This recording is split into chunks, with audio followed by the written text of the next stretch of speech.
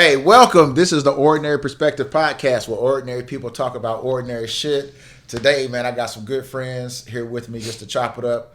I got Miss Destiny Lalane. How you doing? Doing great. Thanks for having me today. Yeah, and my buddy from high school, good old Rockdale, Texas, Torrance Huggins. What's up, man? You call it that? Not much. Driving up here in thunderstorms, trying to get up here on time. Yeah, I appreciate it. That's the military and you being on time.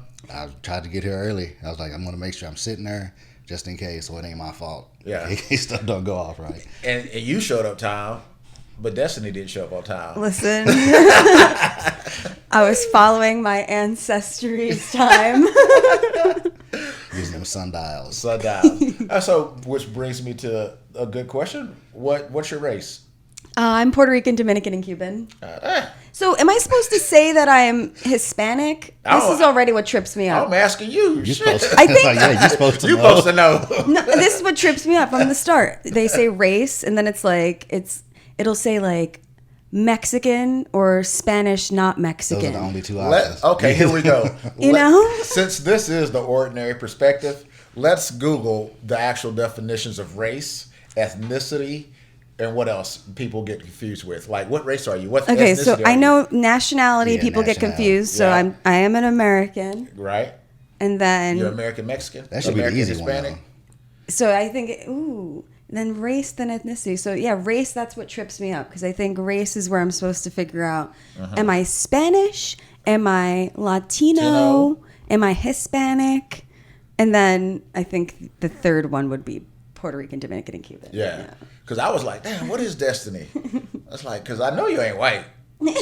Don't look white. I crossed that shit out the gate. I was like, she ain't Caucasian. Then I was like, black and something. But you know they got those Filipinos. They play anything. Yeah. They can play Japanese, Mexican, Iraqi. They can do I ain't seen no 4'5" Iraqi. Oh no, they do it. You seen? I don't know. This is one dude. He in every movie, in every TV show, but like in Lost, he was Arab, and then in another show, he was a Mexican cartel leader. In another show, he was Cuban. I'm like, come on, man. You can't play So that's actually a perfect note for Hollywood. Yeah. I am race ambiguous, so please book me. I can be a Jew, I can be Native American, I can be Latino or whatever my ethnicity is. I like how the first thing you said was Jewish. Well, actually, so people of color, they usually can look at me and they just know, but I can always like tell what part of the country I'm in by what white people think that I am. Yeah. So on Long Island, they think I'm Jewish. When I'm in Florida, they think I'm Cuban. Not wrong. So it's like, how far am I from people that have seen other people of color? I'll be whatever you need me to be. And whatever gets me booked, Yeah, seriously. facts, facts. Whatever's going to get me paid the most, I'm that. Just not gay. I won't do that. I ain't trying to do all that, but book me otherwise. I think that in tech, we pay gay people more now. So Say word. What? Girl, stop. I eat whatever I need to eat to continue to eat. Yeah. But nah. Yeah, I don't know if they could pay me enough to do one of them scenes and then try to sell it. Yeah. I'm like, Nah. Okay, so question. Cause no matter what, you're gonna have to think about it. It's in your mind for the rest of Bruh. your life. You can't ain't no washing that shit off.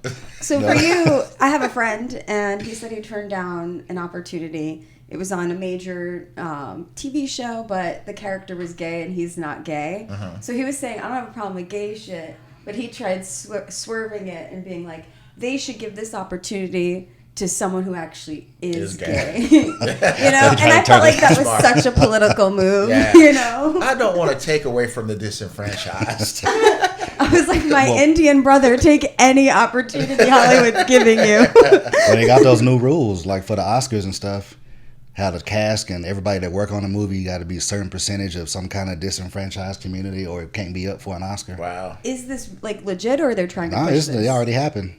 When? It's like the crew, like everybody that works on the movie and anybody who's in the movie, a certain percentage of them has to be filled by gay, LG, something Arab, some kind of minority, something the new flavor of the month. The people who make these decisions, are they based in California? Always. Because it feels like a very California employment law kind of thing. Yeah. Because there's some kind of law where the executives on the board of some startups and businesses out there, they need to be X% disenfranchised people. Which is a perfect segue into the mass layoffs that are going on right now. Just kidding. Yeah. Just kidding. So yeah, it is. So to bring up, so I invited Destiny on because she is a fellow comedian, very funny, and a recent, well, the fourth time for New Year's Eve on Kill Tony. But she is also an independent HR consultant and recruiter. And so I find all those things interesting. I find people interesting, you know, the psychology of it all. And the now with the inflation and the layoffs, right? And people not wanting to work. And during COVID or right after COVID, people were coming knocking on doors trying to ask people if they wanted to work. I'm like, you who? Yeah. A job? No, I'm allergic to that. You know what I'm saying? So now being an independent HR consultant recruiter, what are some of the bottlenecks and roadblocks that you run into to trying to find a candidate that can fit the role that you're requesting or is requested? Yeah, so it always depends on the search. Like right now, I'm searching for 2 founding engineers, and I'll explain what that means in a second. So I'm looking for 2 founding engineers for a startup that's based in San Francisco to work on site. So I go onto LinkedIn, I go into all my tools. I'm looking for who out there has these skills. So founding engineer, back-end engineer, they need to be able to do all the shit you don't see on a website. Yeah, that's so not when gonna you're be clicking easy to things, find. your data's going here, whatever. So when you run a quick search on LinkedIn, you're going to find that in that general area that people are going to work out of, there's about 300 people that fit this profile. So I have 300 people, 300 shots to reach out to 300 people. How many of those started a job in the last year? If I remove that, that's a hard chunk. So how many people are actually on the market? How many people are actually qualified, not just fitting this title, but also who can I afford? And also who's willing to work on site? So That's the hardest part, the on-site part. yeah. So it ends up being 2 things, because sometimes I'm working on projects where we need to scale up all the operations to hire a lot of people. And it's easy to find that talent, but if you don't have the systems in place, you can't do anything with them. But right now I'm like headhunting mode. So for me, it's like, damn. Question real quick.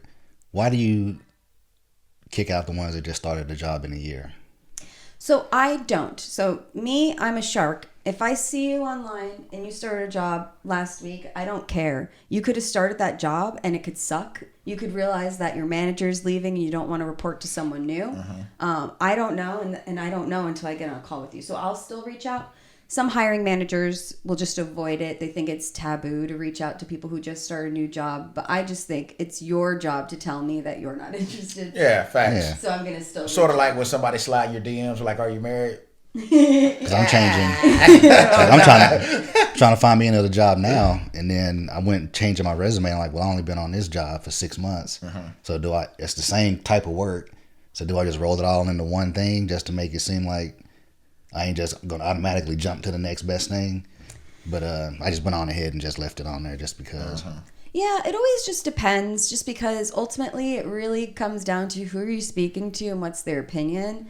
To me, again, not a big deal because of what I just said. I don't know what that job is, what's going on. Maybe you're moving. Maybe you need to be physically somewhere else. Like, I don't know. But I think more so people would see it as a red flag if your previous jobs were several short stints. However, if you are in the military, things are a bit different. So I feel like people know that sometimes you're moving job to job, but I don't know if you're in your post-military life. Yeah, that's why I was asking, because it's all the. Because when you go for like government jobs, the actual GS government jobs, they're real particular about all that kind of stuff. Especially if it's a contract job. I mean, it really just depends on who you're speaking with. I personally don't care because I don't know the details. And it's not my job to assume the details. It's my job to get on a call and find out the details. I am kind of curious though. Do you guys know how the military is using AI? I wouldn't even want to know. I couldn't even begin to tell you. They do all kind of weird shit that people wouldn't agree with. Oh. I'm telling what they're doing. Do you know? Say that one more time. Do you know how the military is using AI? Shit, not an idea. I retired in 2019. Damn. How? I don't know. Oh, I can find out. And I am a little curious just because I saw someone that I know doing an AI training for the military. And I was like, that guy does not know what the fuck he's doing. So please tap into some experts. Sounds about like the military. Yeah. I was like, damn. Must have been the Marines, though. They tell you just enough to get you out there. It's crazy because I really do think it was the Marines. I was like, how did you guys fly this unqualified man from San Francisco to do some shit I could have walked down here and done for the same amount of money? What was he doing? He was training them on how to use AI in recruitment. That's a lot of what I end up doing. So how do you so military people? You mentioned military and resumes and the type of work we get. So 2 years, 18 months, depending on your rank and your position, you can change jobs in the military quite frequently. So for a senior officer, senior enlisted that gets out, we have a lot of stuff on our resume. How far back should we go? It really would depend on what kind of job you're getting. So to me, in general, I tell people outside of the last 10 years, unless this is something in academia, or if you're still in the military, I always like to say, because I've never really worked in academia and in the military, unless it's specific and you know that you're supposed to for whatever reason, more than 10 years, not really relevant. The technology changed. Your role could have changed. You're no longer an entry-level employee. Maybe you switched your entire industry. So 10 years, as long as it's super relevant, you shouldn't have a resume that's longer than 1 page, unless it's, again, extensive, super relevant stuff. That goes for anybody? So I think the number I want people to strive for is if you have more than 12 to 15 years of experience, then you can justify more than 1 page. But again, the whole point of a resume is to get their attention. It's not to tell the whole story. So if you tell too much, you might be making yourself sound unqualified. So I still think that ultimately people are not reading the whole resume. So you just want to give them like the bare minimum that they need to know. So it kind of makes less work for you. But there's a lot of, should it be 1 or 2 pages? Should you include this? Should you include that? Mainly, the real secret is to apply for jobs that you're qualified for, because the rest does not matter.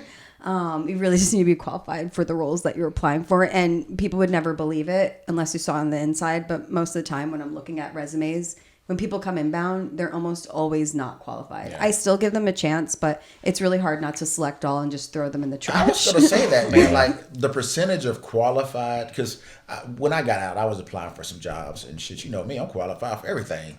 You know what I'm saying? That's the mindset the military gives you. Like, if I don't know, I'm going to figure it out. You know what I'm saying? Like the no quit attitude. So when you get resumes and you see people trying to fluff up the bullet points, you read through that? Oh, 100%. Yeah. At least for me, the most triggering thing is when someone tries to misrepresent their experience. Because it's like, you think I'm an idiot. Because I'm the first layer that you're getting through. I'm not going to introduce people that are lying to me or trying to lie to me to my clients. Example. Oh, man. Yesterday... Yes, fresh. Oh, man. Let's see. I had a conversation with someone yesterday.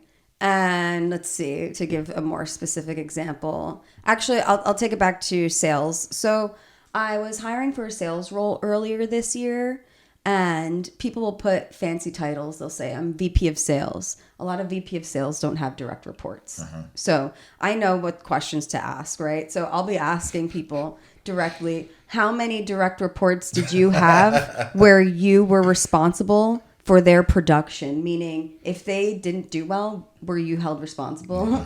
And people won't want to answer that directly because they know that they don't have direct reports. So if I'm hiring a sales manager, they need to have sales experience as a manager. But then also I'll be like, oh, in your last role, where was revenue when you got there and where did it end? And they'll be like, you know? Yeah. And it's like, I might have other roles that you are qualified for, but because you're so convinced or so obsessed with trying to convince me that you're qualified for something that you're not, I'm kind of over it. And if you can't even convince me, how you going to convince the actual interviewees? You know what I'm saying? So that's pretty, I mean, but you got to fake it till you make it. I don't like that.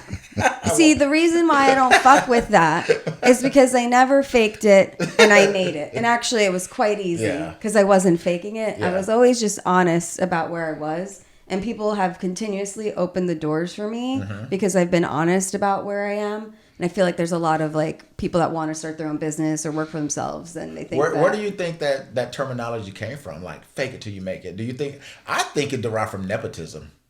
Okay. Right. Well, You know? Because sooner or later it's gonna be your shot. Yeah. Eventually somebody gonna die and it's gonna be your shot. It's gonna be your shot. Just act the part for a little bit. For a little bit. and where do you think it came from? Same thing. Okay. So we all agree it came from white people. Okay? Because fake it till you make it, that's some white people shit. I can't fake shit. I'm going to get caught. Yeah, you know? all day. I can't afford to get caught.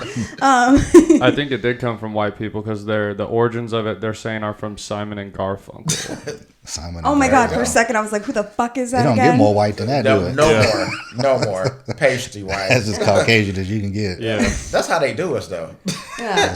Fake it till you make it. I can't. Setting us up for failure. Well, the whole military, like, that's all it is in the military. Like when you write your fitness reports and stuff, like, oh yeah, give me your fitness report. Motherfucker, that's your job. You're supposed to write my thing, you know. Yeah. So you got to write it and give it to them, and all they do is just look at it because everybody know you bluffing up shit and making it sound better. Yeah. And then you show up, like nobody cares because what they gonna do with you if you can't do your job? Just go paint rocks or something. Exactly. You know. So speaking of that, I love the shirt by the way. You give Bob a chance. Thanks. It's a slogan, my campaign slogan. I support it. So let's give us a little bit of your background. How old am I now? Shit, 45. 45, the big 4-5. About to be 46 this month. Okay. Yeah. Born in Dallas, went to high school in a little small town called Rockdale, Texas. Yes, sir. That didn't do shit for me. Even to this day. To this day still? Even to this day, it's still taken from me. So, my Is this like Mormonism? nah, you gotta know. You gotta be there. But so Rockdale, how did it take from you while you were in school, and how's it still taken from you now? And from what you can speak on. Okay. But what I want to speak on is the athletics because you're a phenomenal athlete. Oh, yeah. And I thought you were a phenomenal athlete. You ran first person in Rockdale to run a 44 quarter mile? No, I didn't run What you that run? fast. I only ran 48. Nah, once. that was 48 way once. off. Well, What PJ run? What was PJ running? he ran the hurdles and the relays. Who else? It was just you in the quarter? I thought somebody else ran. But you was the fastest. in the quarter. Jeremiah. Jeremiah. That's about it. It Yeah. was just me and him. Oh yeah, you ran 800. Yeah, I ran 8 in a mile. How fast? Which one? Both. 2:17, 800, and a 5:36 was my fastest mile. Man, I know many bitches that run faster than I you. know, Holy yeah. shit. Hey, they be running. Did you even want to? Did you even want to run? Hell no. That's what I thought. I Cause stopped. I remember Yeah, practice. I was I like, this quit. motherfucker don't want to be out there. 217, you wouldn't even be at States as a woman. No, I quit and then I just started pole vaulting. Yeah, that's what it was. I was like, I ain't You trying to ain't run running. no more. Hell no. Yeah, then That's nobody it. want to do that. So, and you recently retired from the Marines. Yeah, same as you in the 2019. 2019. Yeah. Okay. What did you do in the Marines? Signals intelligence. Officer, correct? Yeah, at the end. I started off enlisted and changed jobs. First, I was a Spanish linguist, then changed jobs. You speak Spanish? They taught me to speak Spanish. Okay. I ain't gonna say I speak it. Right. I can hear it all right, and I can read it all right. No, not hear it. Yeah, but I just can't speak it because you got to do it every day. He's not trying to get his resume thrown in the trash. That's what I just heard. But I couldn't say on there that I passed the DLPT and all this other kind of stuff, so that helps. But they weren't fluent, and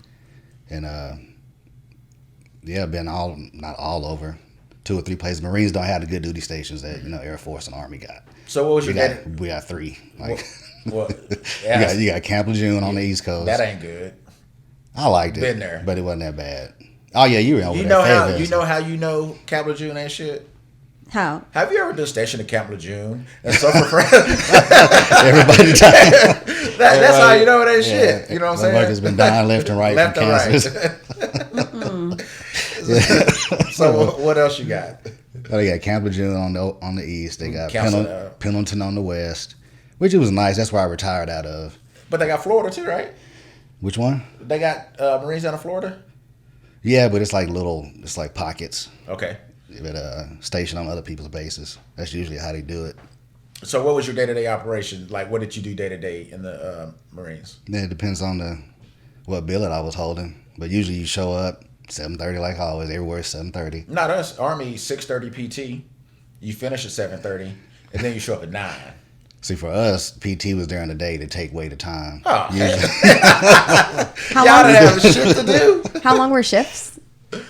4:30 usually. Like it's like regular punch a clock. I was almost. wondering. And then chow is 11:30. 11:30 to 1. I It's was- like I don't care where you go. If you know, so I was wondering this the whole time. Like whenever I visit a military base or you see military movies, you see Marines working out in the middle of the damn day. That's good. Like, who does this? Because y'all was trying to fill the damn time.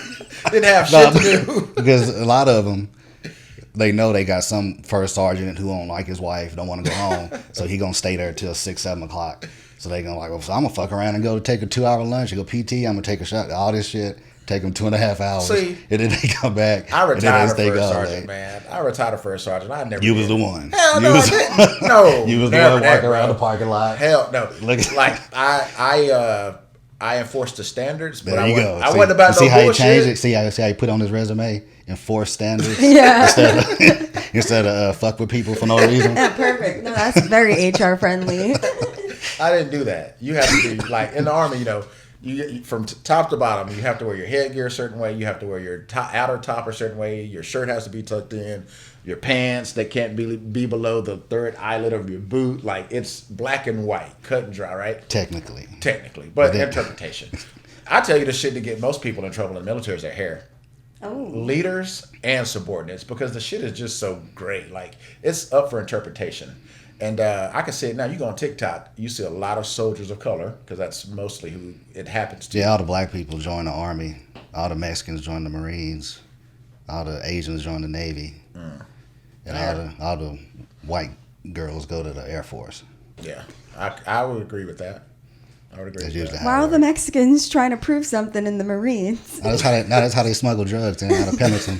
I don't know about that. That's what he talking about. The year I got out, they broke up a Drug ring? gang ring because they had joined the military just so they could have access to stuff, and they were stealing cars on base and selling drugs on base. Dude, Fort Cavazos, 50, it was like 12 of them. Fort Hood. This whole time they said they were coming to steal our jobs. They were coming to steal the military whips. I'm dead. Smuggling drugs. But so the Marine, man, like the military for me, it done a lot of great things for me in my life, and that's why younger people, when they say, "Hey, what did you do? Tell me about the military," you know, I always say, "Hey, it was the best decision I ever made." But like anything, it is what you make it. So you can't go in the military half-assing. You'll get sent back home with a bad attitude, just the way you came in.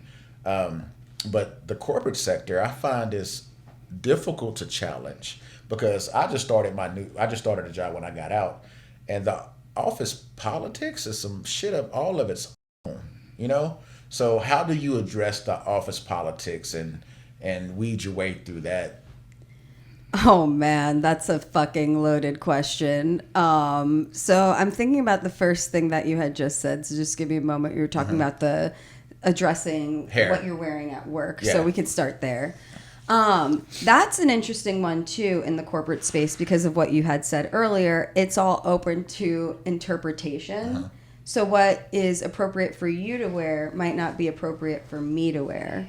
So that definitely was something that I remember experiencing early on in the corporate life, but it's not even corporate. So to give you guys an idea, like people, especially comedians, they think I work in corporate, especially because I'm HR adjacent, but I'm really working in startups. I'm working in tech. Like, honestly, these companies didn't even start investing in HR until like 5 years ago. Wow. So it's just like kind of the wild, wild west. Office politics, I'll be honest and just say I don't deal with it. I just don't. That's why I don't have a full-time job anymore. But even with my clients, like this one client is kind of giving me lip, and like they said something like, "Oh, I thought someone said that you were really good at finding good talent." And I wanted to write back. I thought someone told me that you were looking for 2 founding engineers yesterday because I'm about to fucking let you guys know I'm not working for you anymore because you got, Too mouthy. Yeah, so that's how I deal with it. Like I just deal with it by making sure I save enough money. So if I need to drop clients at any given point because someone's not acting right, I just leave. And that's my personal choice. Oh man, I can't tell you how to really deal with company office politics because I just don't deal with it. I quit. Like okay. I've like either quit or been fired from every full-time job I've ever had just because I can't deal with it. So I'm fascinated by the military because I'm like how? Like, because I couldn't. How do these retards function? No, like how do you follow the rules? Because I'm not trying to be this rule breaker. Like I literally all I ever wanted was like rules? Like I just want a normal job and Punishment. shit. But man, yeah. I cannot. I die. Like I remember being in an office job and they tried taking our unlimited PTO away. And they didn't tell us, and that's like illegal. Yeah. And I remember bringing it up in a fucking office meeting, and they tried shushing me, and I was like, this is my stage time. Yeah. Where'd my PTO go? So, it's funny you say that because you follow the rules in the military because there's consequences, right? More often in the form of physical punishment. I was in Fort Leonard Wood, Missouri. Place sucked for basic training. Leonard Wood. It was hot. I was there like 2 weeks after high school, and I'm in formation. I used to dip in high school, right? Little country boy, and I used to spit a lot. Man, I'm in damn formation in front of the mess hall. That's where we eat at. And these damn drill sergeants are walking by. Drill Sergeant Johnson, forget it, tall black dude from Ghana. I walked down. Them fucking Africans, man. Bruh, take it too far, man. They do too much. Too fucking far. So I'm in formation, and without knowing, I spit in formation. Man, this dude came over and punched me in my damn stomach so hard. I was like, bruh. It's like, I don't fucking spit. Blah, blah, blah. I'm like, hey, man. I just got here. You know what I'm saying? Look, he didn't pull out that machete. Facts. Them fucking, man, them But shit man. like that. Yeah. You know what I'm saying? And that was just in reception. Like, and I knew shit was real. Yeah. No, my honest opinion is anyone that's working any kind of corporate job, do your best to blend in. It is terrible to stand out. Like, the worst thing you can do in a workplace is stand out. Total opposite of what you've been told. No, it is super true. People tell you like bring your whole self to work. Leave that whole thing at home. Yeah. Like the worst thing that I've ever done to myself in my professional career, at least in the corporate space, was stand out. You are perceived as a threat. You're perceived as a distraction. You are perceived as so many different things than just good at your job. Yeah. It's the same in boot camp. Yeah. It's the same in boot camp. Don't stand out. Don't stand out. Yeah. But I was the only black dude in a platoon of 60-something. But that's different. But if you stand out in the military, you get put in charge of every damn thing. That's what the fuck happens. That's what happens. That's what they do. You stand out in the military, you in charge of. You got 18 extra duties. Yeah. You in charge of all the shit. You the only one working. And guess whose fault it is if anything go wrong? Yours. Yours. No, it's crazy out there. No, I remember I started my first job in tech. I was like, I had failed out of community college. I got DUI. I could not afford shit. I was like, I just need a job. Shit, that's about 10 racks alone. Yeah. Oh, yeah, I know. I was like, I finally got this job. They pay me $35,000. I was like, I'm living. Drinks on me this weekend. And what year was this? This is 2014. Oh, yeah. You was living a little bit with 36 racks a year. I mean, I was living in the city, but I failed out of school, so I didn't have student debt. So somebody tried to pay you $36,000 right now a year, what you'll say? Oh, I want you to know that someone actually did slide into my DMs this past week and tried hiring me for 36 for base salary $36,000. They said if I brought $450,000 of revenue into the business, I might be able to make 6 figures. What?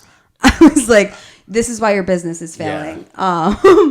But you were reminding me, so I start my first job in tech, and I remember this is some white people shit, okay? Tech. So I get my job, and I remember I start work a week later, and I just felt like people were like looking at me a little weird. What I had learned is this girl who I shadowed when I was job interviewing, this like white blonde girl, told everyone in the office that while I was interviewing, I pointed at other guys in the office and let her know a list of guys who I wanted to have sex with at the office should I get the job.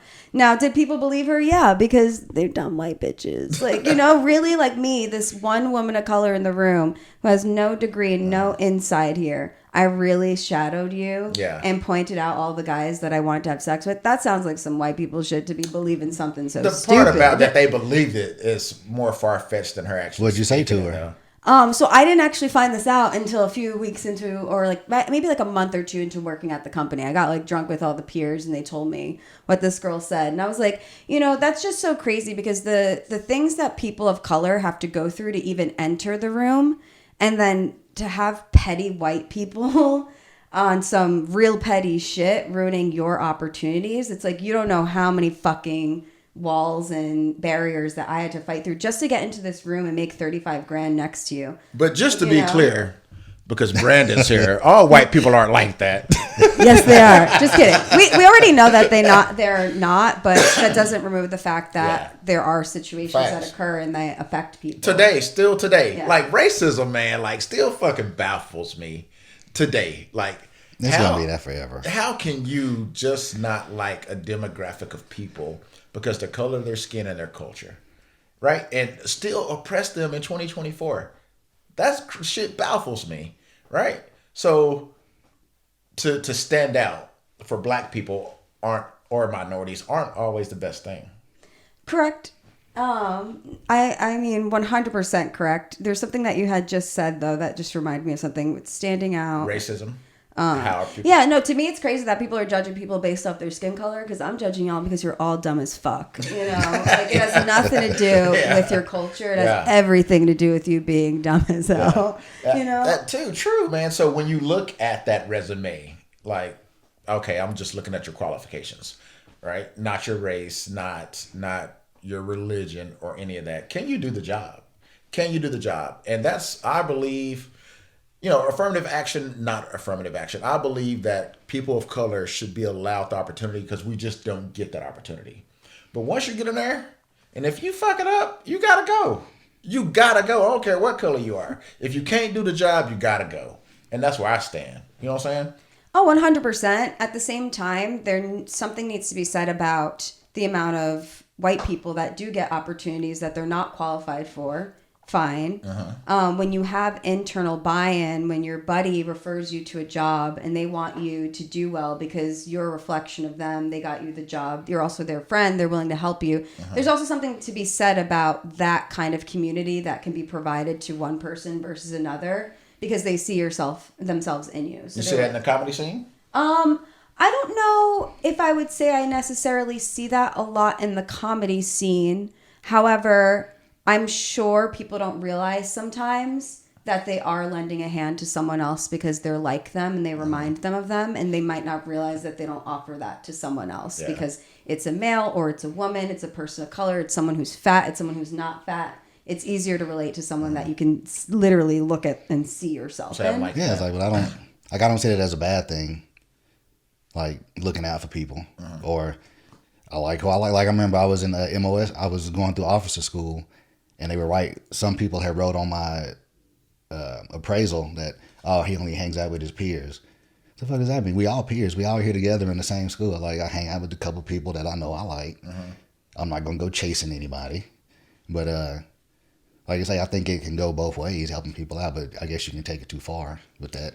I mean, also that being said, I'm curious about you guys' opinions on female spaces because similarly, I feel like I don't like all female spaces. The second I hear it's a female meetup, I'm like, oh God, this is for white women. This isn't for me.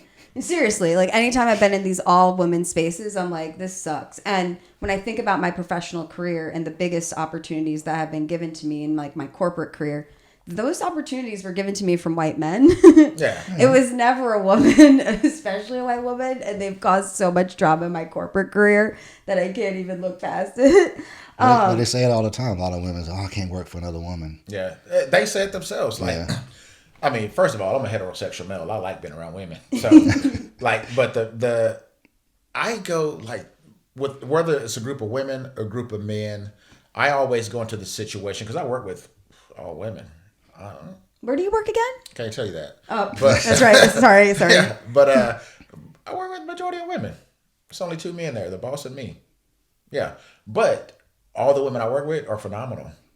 I'm learning something from them women every day. So whatever group I go into, I always go into it, what can I get from this group of people? How can I become a better person from interacting with these people? And if it's something negative, I remove myself from any negative situation because I ain't got time for it. So a group of women, it really don't bothers me, but what bothers me, if women always say women are held down, women are held down.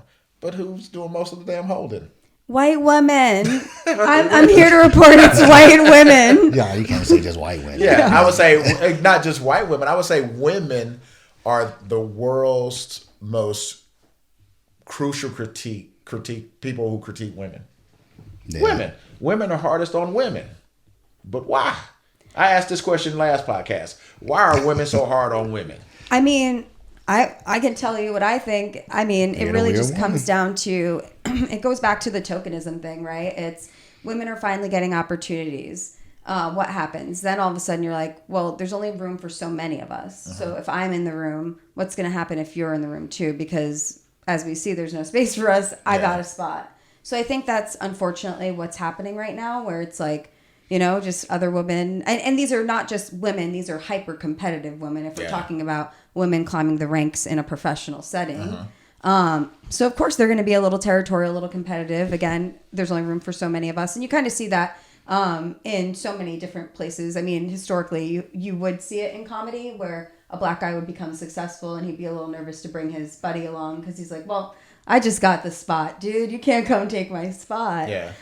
So I think it really just comes down to like a scarcity mindset. And I think that's what, you know, sometimes. So for me, man, if I get on, I'm putting everybody on that I mess with.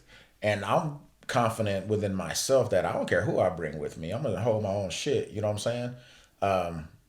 I see, or I've actually seen a lot of producers in certain cities don't put on comedians that are funnier than them on their show.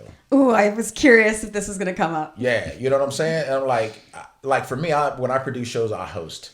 And being new in comedy, I know there's a lot of people who have more polished sets than I do that are funnier than me that really can engage the crowd. And when I'm producing a show, that's what I'm looking for. I'm not looking for if you're gonna top me. You know what I'm saying? I'm out there for the audience. What kind of show are you gonna provide to this audience? And if you're funnier than me, fine. I'm gonna still hire you. I'm gonna still put you on. No, I like that. But that is different in that way because no matter like if they're funny, it's a reflection on you because Correct. you brought them together. Correct. But in like say you one of them, one of them dudes might not like that the other dude there because he better than him. But that's at the lower rank. But you, all the cream rises to the top. You brought them there, so it's a reflection on you that you did a good job. Yeah. So all of them could be killing. And I think that's military mindset, right? Yeah. Yes, military mindset. So who can better the situation in which we're in? It may be a private. I retired as an E8 and I've had privates. Hey, I need you to help me with this because, 18, 19-year-olds coming in, they're more advanced technology wise than I was. So, hey, how do you load this? How do you go about doing this with this computer? And so it depends on who you are and how receptive you are to assistance, I think. Yeah. No, I have no problem booking people Yeah. that are funnier than me. I'm humble. I know where I stand with my material. Yeah. And to me, it's like this is an opportunity for all of us to work.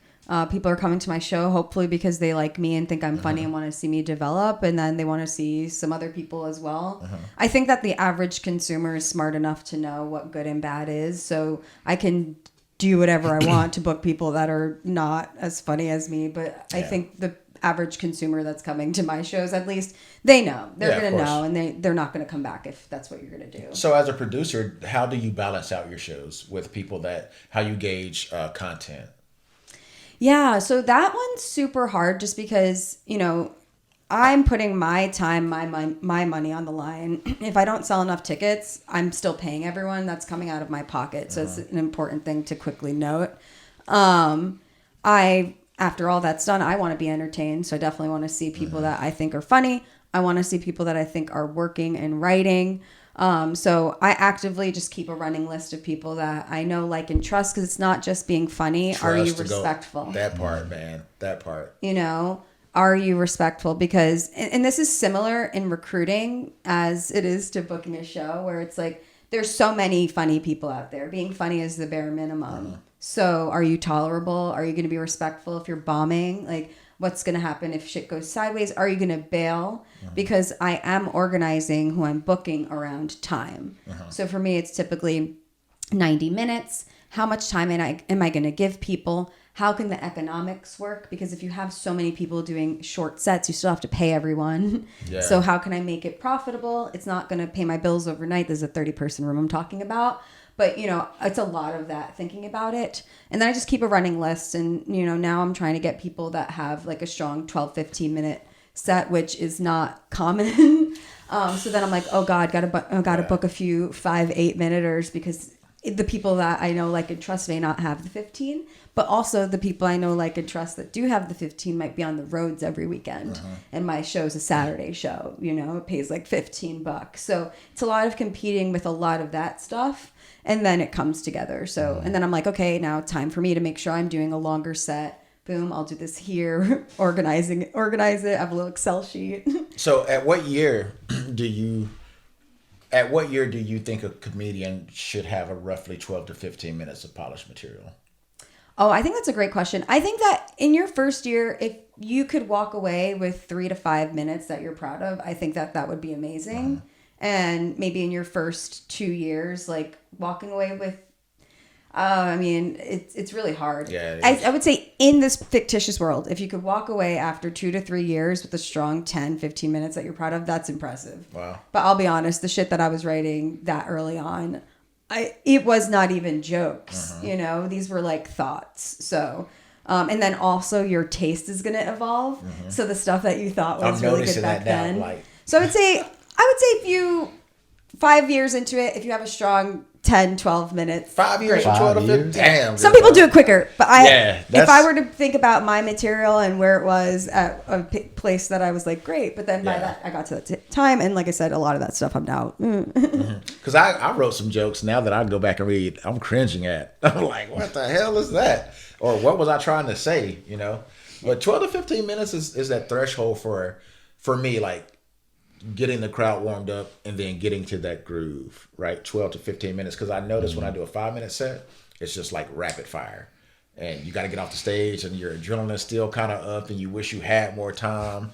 But some people audition or say, like I told you in the DMs, I went to a 10-minute mic. Dude signed up for a 10-minute mic. It's 10 minutes, my guy. So when you get on the stage, you better do 10 minutes. At 6 minutes, this comedian is asking the host, how much time do I have left? You don't get your raggedy ass off the stage, man. You know what I'm saying? And I don't waste my time. Yeah, and Well, they and gave you it's, some extra. Gave you extra 4 minutes. You could have somebody. The host could have got up there and made some money. I don't know. yeah, and I say that because I don't know. I just feel like I speak to a lot of people who they think they have a lot of time, and I'm like, I'm sorry, but I spoke to way too many people in the last 7 days that claim that they did an hour in a theater. And I'm like, but I haven't seen you do 5 minutes in a back room. An hour in So a why are theater. we all claiming that we have an hour material? It's okay not to have that amount of time. First of all, if you did an hour in a theater and you still at this open mic with me, we gotta talk. You feel Oh, me? yeah. We gotta talk. But most of them, all they do is fuck with the crowd now, don't they? They'll spend a whole 30 minutes talking to somebody in the crowd about the outfit they got on. Or something. No. Yeah, it just That, I depends mean, that on count, the don't it? How do you feel about that? Yeah. When you The go to crowd show? work? Yeah. I try to sit up front just in case. So you like comedians talking? Yeah, I mean, I like it, but to me, it's kind of a cheap way out of out of doing the work. Wait, that was really hypocritical. You just said that you like to sit in the front, Yeah, so just in case I can catch it but then you were saying it feels almost hack to do. for a whole show. Like I've seen people get up there the whole show and all they do is sit there and talk to the audience. Like some of the big names that I guess I ain't gonna say their name, but I mean they funny because they talking shit to people. But I'm like, come on, you ain't gonna write nothing. You ain't gonna. And then you go to see some comedy shows. I'm like, we went to Laugh Out Loud in San Antonio, and I had never seen Ashley Larry, Donnell Rollins. I knew he was funny, but I really didn't know he was a stand-up comic. I thought he just ran around on on different shows and doing cameos. That motherfucker killed it. He funny. That was the best show I ever been at. Yeah. Like you could tell he was high as fuck anyway, but you could tell the stuff he wrote, and then you could tell the stuff that where he was just riffing off the crowd, but you could tell he put his work in. Yeah. Then you got the other guys who spent the whole show sitting on a stool talking to people in the audience, and that's it. Just like cracking jokes. I'm like, come on. I mean, yeah, it was some of the stuff was funny, but I'll be honest with you, Torrance. Writing jokes is hard. I know that's why That shit I is wouldn't. not as easy as you think it is. I never said it was easy. Yeah. So I mean, I think it's easier than crowd work. I would not be going up there being like, let me just riff for the next 15 minutes. Yeah, but you Absolutely could. not. I think that would be easier I mean, because you get feedback. You get to. I mean, sometimes you're not going to like that feedback that you're getting. Well, you're a comedian. You're I supposed really to be able don't. to- I don't do too much crowd work because that shit could go sideways. I know the stuff that I wrote and I've rehearsed and went to open mics and people laughed at is going to get laughs. So I like to stick to my tried and true material at times, but I also can jump in the crowd and talk to people. But 30 minutes of crowd work, that's a little excessive. You don't want that Nutty Professor moment where. When he turned in everybody and roasted his ass, Have you ever- looking bad. Have you ever been heckled on stage? Yeah.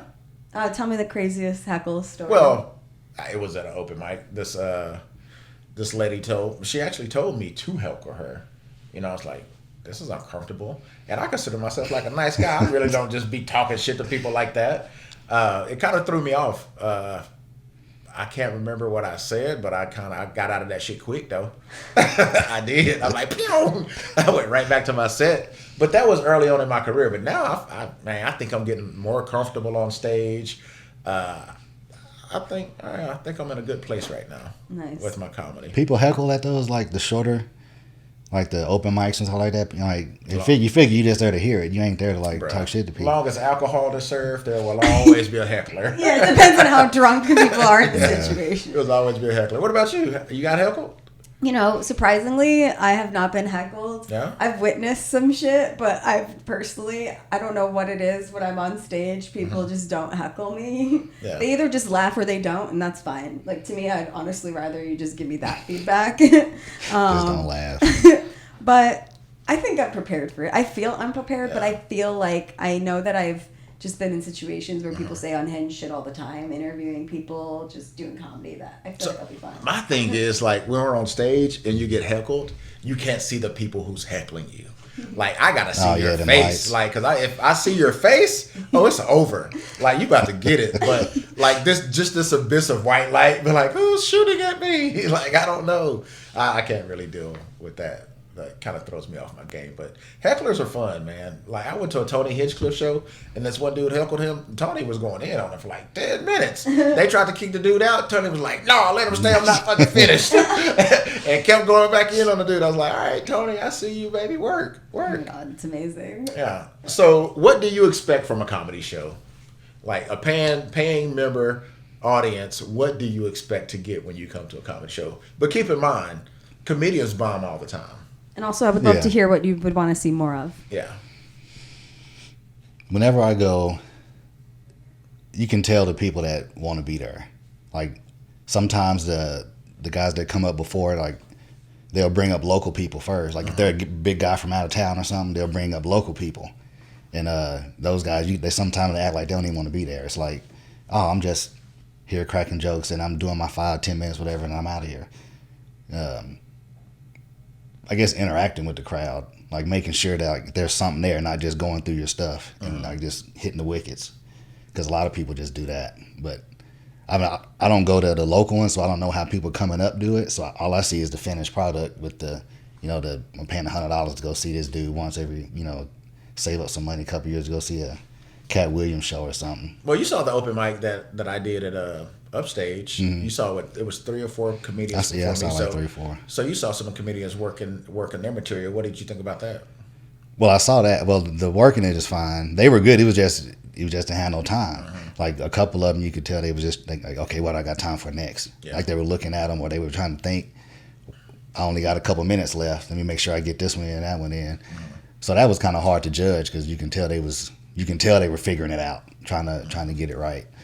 But when you get up, I mean, I'm not a comedian. I don't know what advice to tell you, but No, it's A lot of the times they- straight from your perspective. What do you expect, and what would you like to see at a comedy show? just get involved with the crowd a little bit. That's about it. Because they paid to see you, and most comedians do.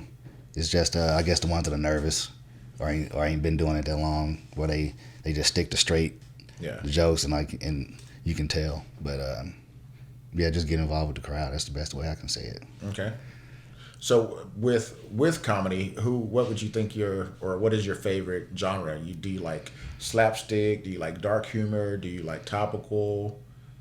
Well, you know how now everybody's talking about, I gotta be real with you. Like my favorite comedians is like Corey Holcomb, Oh, he real. Patrice O'Neal. Facts. I like Patrice. I did like Dave Chappelle, but now he just go on there and start talking about politics and shit for an hour. So I got tired of him. Cat Williams. I mean, I even I came up here and saw, God, I can't remember his name. Wayans? No, Wayans? white dude, curly hair. Mark Aye. Norman. Yeah, Yeah. Norman. Really? Yeah. Mark Norman. I like Mark too. Yeah, he's one of my favorites, Mark Norman. He did a real good show down there in San Antonio. Yeah. And that was during COVID. So that's when everybody was coming through, hitting all the little spots, trying to get back into it. And he was one of those ones that was like, oh, yeah, let me do this. You know how Deion Cole used to do. Yeah. Let me try this one out on the crowd. Deion Cole still do that. That's his thing. But he was cool with it, though, Mark Norman. He had everybody in that light. But he did that crowd work too, like the last 5-10 minutes. But those are my favorites. But I can listen. I mean, if it's funny, it's funny. It's just the only thing about the women comics, What you waiting on that? because it's always sex. It's nothing but You think? it's What always do the dick guys and talk just- about though? Guys talk about a whole lot of shit, like everything. It's like, but most of them, like what's her name? It's two, Eliza Schlesinger or whatever, and this other chick. All they talk Nikki about Glaser? Nikki Glaser. All they do is talk about sex and fucking and how ugly their pussy is. Like come on. I You said hear it that- once. That's all they I've talk. seen lots of ugly pussies. I hear that. However, I think that we should acknowledge that, like, when those people were coming up, that's basically what was pushed on them. It was like, if you look at Whitney Cummings' old fucking posters, she's like wearing a muscle suit, and it's supposed to like be representing all the muscles on her body. It's basically like she's naked, like.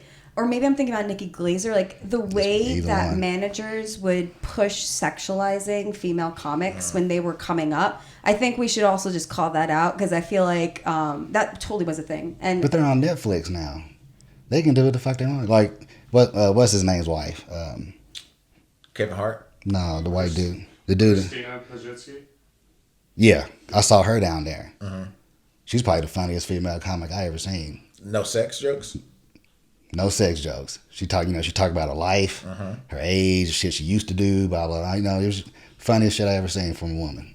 see, this is always interesting to me, just because I don't only talk about sex, but as a woman, I do spend a lot of time But being you do talk about sexualized. sex. You know, so it's like, oh, the guys are like, oh, you're not allowed to talk about sex, only when I'm sexualizing you. I'm like, Now you can talk about it, but don't make that the only thing they talk about. And I was about to say that women are always sexualized. You know, like being a woman comedian, like you said back in the day, and being promoted as a sex icon. Right? I mean, that's literally how what it management was. pushing right? them, yeah. If you look at Samore and Monique, growing up, man, that's what a lot of the specials was about, which is about sex, blue collar stuff, yeah. comedy. But I think depending on the sex jokes you tell, can be just as funny as non-sexual jokes. Yeah, I mean, like I said, they're not. Like the stuff they say is funny, but I'm just like, come on, something else. Yeah. Okay, guys didn't like you, but you blow them so they like you. I'm like, okay, Yeah, that's and they know they good looking, but then they get up there and like, oh, I'm surprised anybody would fuck this. I'm like, shut Well, the yeah, fuck up. no, You I- come up I there in a agree. mini skirt with your shit hanging out. Yeah. Then No, you try to act like I definitely agree, because that shit's super annoying. But I think that goes back to the unfortunate reality of what is marketable, what is being pushed on people. It is not relatable to show up and be confident, to be like, I know I'm hot, I know I'm this and that. Like, that's not relatable. So going on stage and acting like that, that might be why women feel that way. But again, from following a lot of these successful female comics and hearing them talk about their career, and what I'm hearing is a lot of the time that was what was pushed on you, and now they look back and cringe. They're like, oh my Yeah. gosh, like what, like who even approved this? You know? that's a good point that you bring up, Destiny. So being booked because I'm sexy or being booked because I'm funny? Oh, are you asking if that? Yeah. So not you specifically, but you said, women that was their choice, and they have to be pretty, they have to be this. So now I've seen people get booked, and I'm like, how did she get booked? But she's absolutely gorgeous, and she can fill a room. But the punchlines aren't punching, the setups ain't setting up. So when you book, right, and you have your audience, your target audience, are you booking for? Oh, I'm exclusively booking guys to fuck. If that's what you were asking. Like, if you are a male and you've been on my show, I am trying to fuck. No. Brandon, I apologize. You've never been on my show. I am not interested. He the one. Show her right now. He the one dude. One dude that ain't been on the show. Because he's white. But women. Yeah, I mean, I'm not going to say it's not a thing. Also, keep in mind, just because someone's attractive does not mean that they can fill a room, man or woman. It's an unfortunate reality of the game, but that comes with good and bad. Like, to me, it's like, I love running my own shows. I love doing other people's shows too, don't get me wrong. But something that I don't like about the game is, it's people want to book you until they realize they can't fuck you. So it's like, it's almost like I see it happen with like every new female comedian comes in the scene. They do well at one spot. All of a sudden everyone's like, you're cool. Come hang out. And it's like, okay, girl, like they're just trying to fuck. That's what they try to do. But bro, like, so I produce shows though. It's different for me though, right? Because I produce shows. And like all the female comics that I reach out to is genuinely because I think you're funny. And I think you can be on stage and garner a crowd. Not once they're like, yeah. But the dudes I that want to fuck. The dudes that do that once. are the dudes that ain't fucking. So they have to do that. You don't have to do that because you fucking. I mean, even if I was single, I couldn't just see doing that, man. Like, one, never shit where you eat at. When you start having sex with people you work with, shit goes south. How did you meet your wife? Home Depot. You weren't working? I was at Home Depot. I met her at Home Depot. Are you married? No. Are you with someone? Yeah. How'd you meet them? High school. Okay. I just asked because a lot of people actually meet their significant other at work, and so many people make it seem like it's taboo. So I'm following what you're saying, but I'm just saying. It's different. That's a relationship. You're talking about running comedy, through people. right? So now I'm a producer. I see a female. I think she's hot. I want to have sex with her. I want to fuck her on my show. She gets on the show and bombs. I'm never gonna book her again, right? She want to give me some more pussy to get booked, but I'm not booking you, right? Shit goes south quick with that. That's why I'm saying entering into that type of agreement could be a sticky situation. Oh yeah, I mean, I don't recommend it. It doesn't change the fact that it happens and it's going to continue to happen. But yeah, I mean, that's why I like having my own thing. I think man or woman, everyone should have their own thing going on too, because ultimately it's the only way you can control your career. But yeah, I saw that a lot in LA where it was I'd get booked on certain people's shows until I realized I wasn't gonna have sex with them, and then all of a sudden it's like I'm a bitch, I'm a slut, I'm mean, I'm this, I'm that, I'm not funny, and I'm like, okay, cool, like I don't care, like I have my own shit going on and I'm getting paid, so like enjoy. you know. I wish somebody tell me they ain't want to fuck me. You know what I'm saying?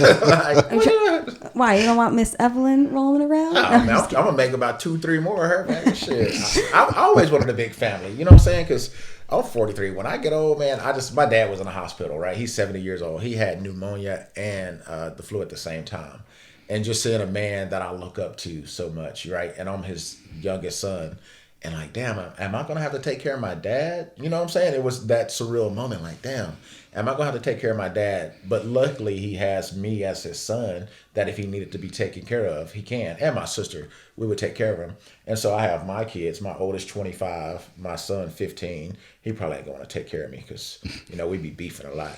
And my 11-year-old daughter, like, which one of these kids, like, if shit really hits the fan, will take care of dad? So you're hedging your bets. I got to. I'm going to start slinging the seed. So give me some. Ernest blocked his son on TikTok, so now he literally birthed a whole new child to take care of him. Shit hit the fan. That's crazy. Like, fuck that dude. I'm going to start over. I'll give you another one. But no, it's cool, man. But yeah, we're getting close to the end, man, to wrap up. But Destiny, I appreciate you for coming, man. You dropped some gems, you know what I'm saying? Thanks for having me. From the HR standpoint, you know, this ain't like most of the normal podcasts, you just cracking jokes. I like being informative. And a comment somebody told me the other day that just really melted my heart. That's like, I watched your podcast and that was really informative. I was like, all right, shit, I'm good. You know, and it was funny too. I was like, cool. So now I appreciate informative. That. Yeah. But the HR stuff, I know a lot of people are going to relate to that. And just the nuances of putting an application in, a cover letter, making sure it's right, and the stress of finding a job. You know, being in the military, the insight that you gave from the viewer's perspective at a comedy show. I think that'll help me as a comedian, especially when I'm on a show. But once we're up there, you have to feel the audience and just navigate how you're gonna get what you're trying to say out. But man, I enjoyed the time, and I got 3 questions for you. This is a part what we do, man. For you, Torrance. Oh, for me? Yeah. 3 rapid fire questions. I ask the women. If I don't ask you, they're like, "Why you ain't ask the dudes?" So it's, all right. A little bit of sexism. you ready? Yeah, I'm ready. Jasmine or Ariel? Who are they? Who the fuck are they? No more questions. Case closed. Jasmine or Ariel? I got Ain't Jasmine. A whole new world. I don't watch that That's shit. such an appropriate response from like a grown man too. I die. Hey, I don't even know who the fuck they were. all right. Texting or talking? Talking. Wow. I can't stand fucking texting. Okay. Because everything, apparently I'm an asshole. I didn't know that. Mm-hmm. So everything I type come out the way it come out in my mind. So it's pissy. Like everything I write, everybody take the wrong way. And then the military killed me. That's why I retired, because they don't talk to nobody. Like they don't go down to the motor pool and tell so and so to make sure that they know. I'm gonna send the email so I can track it. Yeah. Get the fuck out of here with that All stuff. out of here. I can't Okay. do it. I can't do it. Next question. Democracy or dictatorship? It's almost better to have a dictatorship. I was thinking the same thing, bro. Because democracy, all they take Same thing. is one douchebag to push One it over the douche. thing and go to. That's That's why it. people say America's a democracy. It's not a democracy. We're a republic. Yeah. This democracy is what's fucking everything up. That's why the Democrats so mad. You're ruining our democracy. Everybody they don't can't need to cheat say no so. more. Everybody, half these don't. motherfuckers shouldn't even be able to vote. Everybody don't need to say so. Shut Nah, the they fuck don't. up. Yeah. Just Women. Especially in our comedy specials. that part. Yeah. Everyone's trying to say something. I'm like, but y'all have nothing to Nothing to say. say. Nothing to say. So, man, before we close, Destiny, what is something or someone that has impacted your life that you will forever be indebted to? I would say technology. Mm-hmm. Because technology has allowed me to escape my circumstances. Right. Get a career when I had no degree and no in. And now it's allowing me to chase my dreams as a stand-up comedian. Nice. Of course, all my friends, too, that have been supportive Of course. over the years, too. So I got a question. Is that really a dream? Like, do people have like a dream to be a comedian, or is it like at one day, like in high school or something, you figure out I'm funny, I like this, and I'm gonna do it? Or is it like some people from the time they 5 want to play football or be an actress? For me, Like, man, when did you first know you funny? I guess I can say that you wanted to do it. I remember me actually people telling me I'm funny came from girls being in typing class. Crystal, Latoya, and the other Crystal. Trying to get that challenge. No, I was not. Bro. Not at all. I was in typing class. I would always be cracking jokes and shit around my homeboys, always cracking jokes, but I never thought about being a stand-up comedian, right? Until I was in my early 20s and I started watching a lot of stand-up, a lot of Jamie Foxx, a lot of Earthquake, a lot of Ray Lapowski, Seinfeld, and I was like, damn, I think I'm pretty funny. And I always had the itch to be an entertainer, but previous marriages and now coming through this divorce, because divorce changes you, like it really changes you. And I was Especially like, that man, goddamn bank account. that part. And I was like, I want to do something that I've always wanted to do, and that's to be a stand-up comedian. So it's always been superficial underneath, but now I'm just acting on it. So that's how I became to be one. What about you? Yeah, for me, I was always an entertainer. I was always a writer. I was in the drama club, choir, all that stuff. No, okay. I never thought, honestly, I didn't really know much about work, which is kind of what got me into working as a recruiter. I was like, how the fuck do people get jobs? Like, I literally did not know what a job was outside of working in a mall. I was like, how do I get out of this? And how old are you now? Now I'm 31. Okay, so you started the tech or the individual consulting when? I started doing Pandemic? this in 2019, January 2019. Okay. But I entered tech in 2014. And comedy? Comedy in 2015. Oh, man, back to back. Wow. Yeah. Okay. And yeah, for me, I moved across the country. I started working at a comedy club. I found out you could even work at a comedy club, and that's how I got into comedy. Now I do want to work and build a body of work that's an hour long that I could record and tour with. But for me, it really just started for the love of the game. I love writing. I love entertaining. I've always just been told that I'm just interesting. I've always been, unfortunately, a little bit of the center of attention. And I used to hate it. And now I'm like, let me just use this for my advantage. Yeah, most definitely. Well, you're, from outside looking in, I think you're doing a fantastic job. You know, I met you officially, I think, at the Delilah mic. I saw you there. But, you know, connected on Instagram and follow your stories. But yeah, man, I think you're awesome. Keep doing what you're doing. Thank you. You are a new light within the Austin community that gives opportunities for comedians such as myself that's not being seen by a lot of people in books. So for me, I appreciate you. So keep doing what you're doing, man. If that means anything, shit, I ain't nobody. But No, I appreciate you as well. Thanks for Yeah. having me. Yeah, and Torrance, man, you know, I appreciate you. Didn't get into a lot of the things we wanted to talk about, but I know I'll have you on again. And next time, Destiny, I got to have you back on because we forgot to talk about college and being yes. an athlete because Yes. I got to hear Oh, those yeah, I stories. forgot Got to about hear that. those stories. Oh, yeah. But I ain't sponsored, so y'all got to, you know what I'm saying, got to wrap this shit up. Nah. But man, this has been an awesome time talking to you guys. And this is the Ordinary's Perspective podcast. I'm Ernest Evans Sr., your host. And remember, if you got something to say, let me know. You can say it right here. But if you having any issues, mental, physical, man, there's always somebody that's willing to listen. So reach out. Don't go through what you're going through alone. Again, this is the Ordinary Perspective podcast. Thanks, Torrance.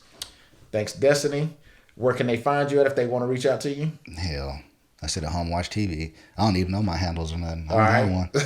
I don't need nobody calling me anyway. I get in trouble. And Destiny, where can they reach you at and find you at doing some upcoming shows? Yeah, you guys can find me at Destiny Lane on everything. And then whynotcomedy.com is my weekly stand-up comedy show. Awesome. All right, guys. I appreciate it. Thank you. And we out. All right.